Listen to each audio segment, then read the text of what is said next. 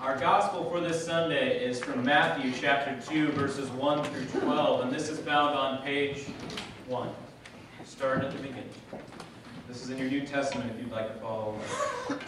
In the time of King Herod, after Jesus was born in Bethlehem of Judea, wise men from the east came to Jerusalem saying, "Where is the child who has been born King of the Jews?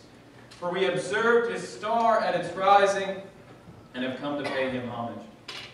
When King Herod heard this, he was frightened, and all Jerusalem with him.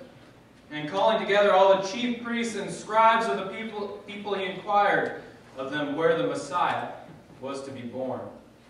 They told him, "In Bethlehem of Judea. For so it has been written by the prophets, and you, Bethlehem, in the land of Judah, are by no means least among the rulers of Judah, for from you shall come a ruler who is to shepherd my people Israel."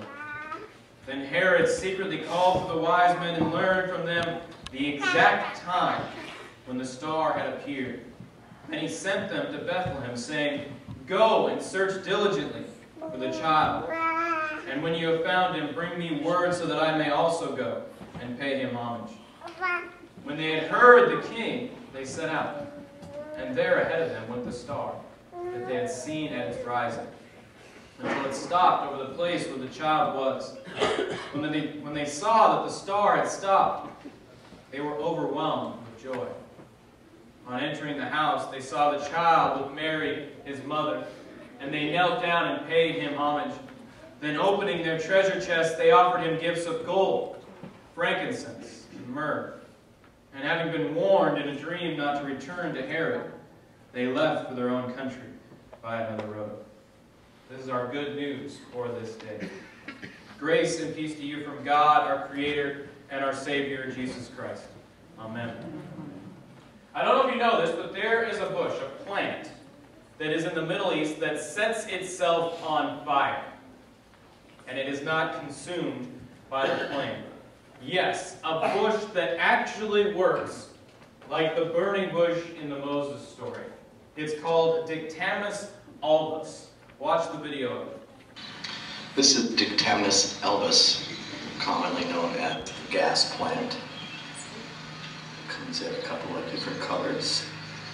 And it creates a methane-like gas. So when you touch a lighter to it, you get that. Pretty cool, huh?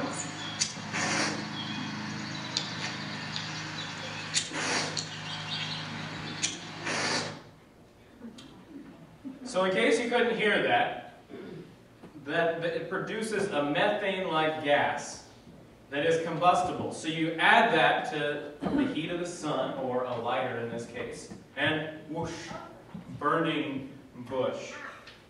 I still remember the first time somebody told me about this bush. Someone was like, "Well, doesn't that disprove the Moses story for you?" And I said, "Nope." If anything, it makes the Moses story more believable. Because when I think about the world, certain things make sense. When a bush burns, it burns and collapses. It doesn't not consume itself. Here we have, in the real world, a bush that does exactly what happened in that story. But there's a big difference between the burning bush in the Moses story and a random Dictamnus albus plant. In one, the voice of God spoke through it. In the other, that didn't happen. And that's a pretty big difference. Isn't the Dictamnus albus the burning bush in Moses' story? Maybe.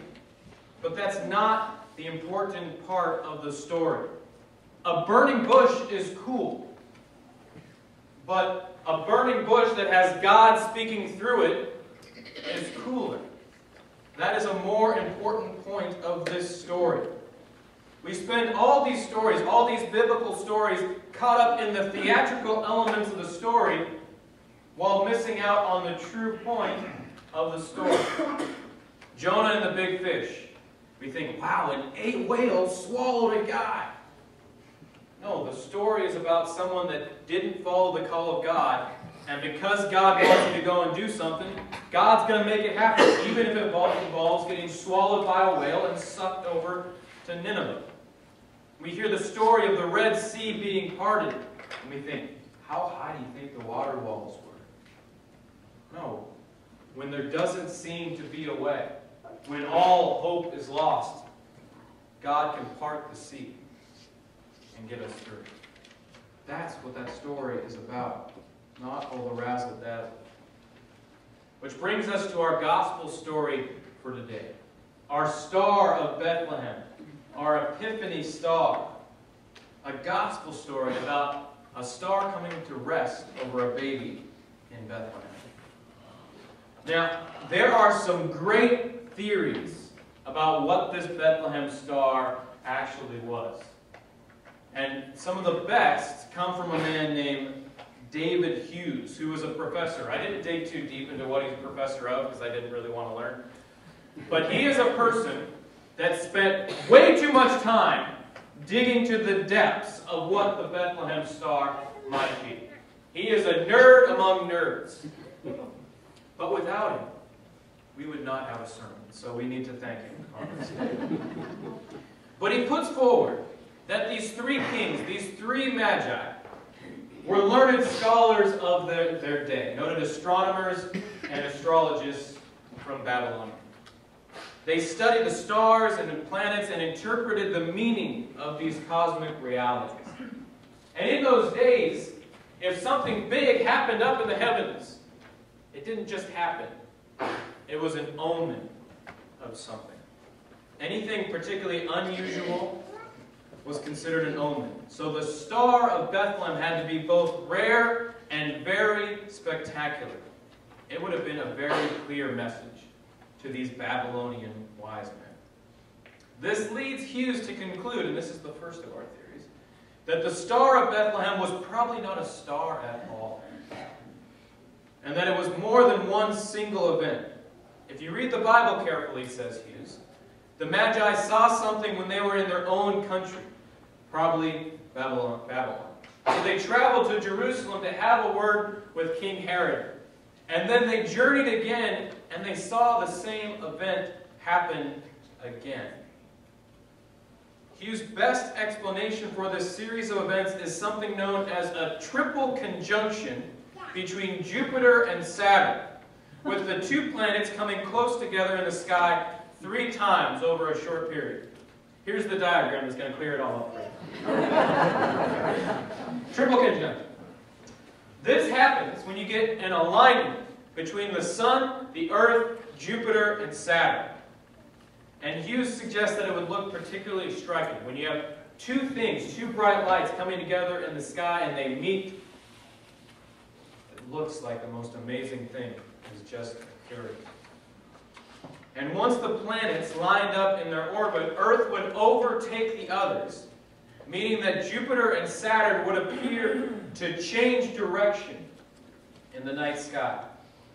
You only get a triple conjunction like this every 900 years. So 2,000 years ago, for these Babylonian magi, it would have stuck out to them. It would have been something that was very significant. Now, do I know what a triple conjunction is? No. Do I know what that would look like? No, I have absolutely no idea. But it sounds cool. It sounds absolutely amazing enough to get people from within Babylon to journey out. And what's more, it's amazing enough that it gets us to take this story of the Bethlehem star and start wondering, what would that look like? Were the stars moving? Was the light traveling? But like I said, this is only theory number 1. And I will say, that Hughes, that is our hero for today, hates theory number 2. While certainly spectacular and ethereal in appearance, these are Hughes' words, comets are essentially big, dirty snowballs flying through space. He's not a fan of comets for whatever reason. When these comets come close to the sun, this ice melts, and solar wind blows the material out into space. So you get a tail of matter coming off the comet. And a lot of times, this points away from the sun. So it looks like the tail is pointing at Earth, pointing at a particular location. Quite a few people believe that this comet is what the star was. We have a comet appearing in the constellation of Capricorn in 5 BC, which was recorded by astronomers in China. He says quite a lot of people like the comet idea. Some of you have maybe even sent them out as Christmas cards because the comet looks so pretty. The snag, he says, is that comets are not rare, so it wouldn't have gotten these Babylonian magi to move. It wouldn't have been anything particularly shocking. The other problem is that in the ancient world, comets meant bad. They were synonymous with the 4 Ds: doom, death, disease, and disaster. So if this message was delivered, it was not a good message. It's not particularly Jesus-y. Come celebrate Christmas. We've got doom, disaster. Doesn't exactly put you in the Christmas spirit, does it? Not exactly a Christmas carol. Another theory, this is our last one, is that the Bethlehem star was a new star, or a nova.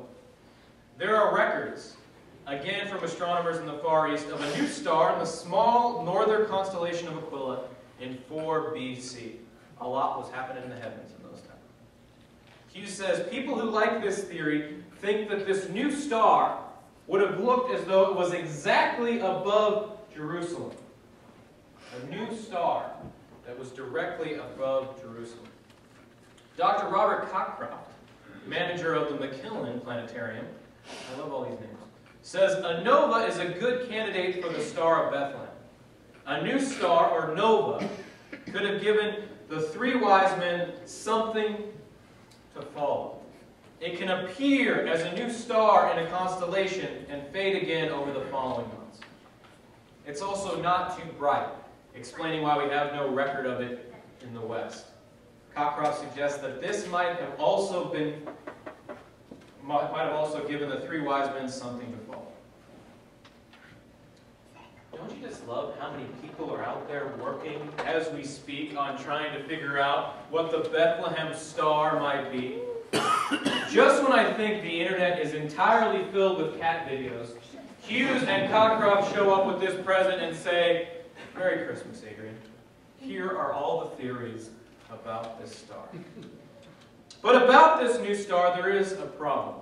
We need other omens to get the Magi out of Babylon to Bethlehem. If they were in Jerusalem, the star would lead them directly to Bethlehem. But they needed something to lead them to Jerusalem. So if you're developing conspiracy theories, and you need another conspiracy theory to make sense of your conspiracy theory, it's not a very good conspiracy theory. But once we get them to Jerusalem, it makes perfect sense, this star. There are people that say that's it. It's this triple conjunction, or it's this comet, or it's the star. Whatever it is, they think that explains it. The story is over. But just because there is an explanation, it doesn't make the story any less amazing. You are telling me that this once in a 900-year event happened right near the birth of Jesus. This one that went on to change so many lives. You are telling me that this comet went right near where Jesus was born. You are telling me that a star was formed in the sky enough that some people from Babylon could follow it all the way to an inn and find a baby underneath it. That's amazing. Any of those are amazing. There are explanations, sure, but they don't take away any of the miracle of the Christmas story. In fact, they help in telling it. And this is where we get to the true reality behind the meaning of all these magi. Of why we tell this story, of why it's so important. Why we share it over and over again. There is an odd, attractional nature to God. God is like something you glimpse out of the corner of your eye, like a piece of something you have in your eye. And once it's there, you can't see anything else. Your whole focus is on it. Our lives get busy and chaotic. We have thousands of things to do. You're probably detailing them in your mind right now. But you're here on a Sunday morning. Most of you probably got up early. And to get dressed better than you would probably normally dress on a Sunday morning if there was no church. You come here, you skip chores and breakfast and all these other things to be here on this day. Why? Why do we come together? Because we saw something off in the distance. We saw something off in the corner of our eye and we want to know more. We get mysterious glimpses in this world of something that doesn't quite add up. Some pattern, some meaning, some reality bigger and stronger than anything that we could possibly imagine. And after that experience, and after our lives go back to normal, we're left with one question. Was that it? Was the star just a comet? Was that light just a trick of the eye? Was that thing I saw just my imagination? The story of the Magi and the star could have ended with Herod. It could have ended in Jerusalem. But it didn't. Because these Magi wanted more. Were in search of more. And they followed that star all the way to Bethlehem. And there they found the God they were looking for. The Christ child lying in the manger. These Magi were scientists, yes, but the story is not about the science of the star or the travel. It's about the fact that the God that you are seeking, the God that you desire to know better, is out there, waiting, beckoning, desiring for you to follow that light, to see where the star is leading, to see where it's leading you. When you get to that place where the light has come to rest, it changes you. It can't help but to change you. The wise men met this one that would change everything, and then our gospel tells us that they left for their own country by another road. Yes, they did this to avoid Herod, but God takes you from your road and puts you on a new one. One filled with companions, one filled with purpose. It can't help but do that when you follow this light. We make these big God stories to be all about the bushes and the whale and the Red Sea and the stars.